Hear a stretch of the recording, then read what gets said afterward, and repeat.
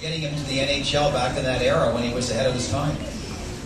Well, in the old days, Gordy, as you know, in case you folks don't know, Mr. Gord Stellick and Bob Stellick, I was fortunate enough to work with them at Maple Leaf Gardens and the National Hockey League. They kept me on the straight and narrow and taught me a lot. So as you know, Gordy, that in those days, when you were, there was no draft, and you had to go out and get players. And at that time, Roger worked for the Montreal Canadiens, believe it or not, as they used to call them bird dogs. And I used to run into him in around Toronto. He lived in Toronto as a teacher, and he used to go to hockey games and try to get players and talk them into considering the Montreal Canadiens, because to get a player in those days, you had to get them on a card of a sponsored team.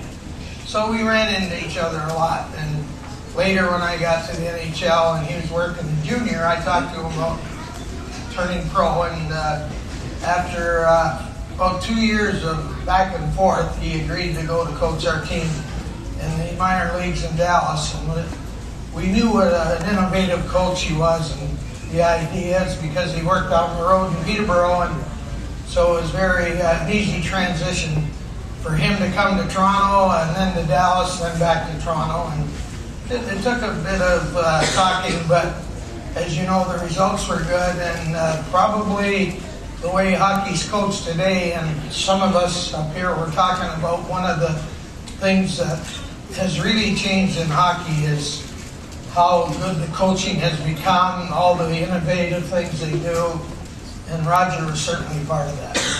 Now,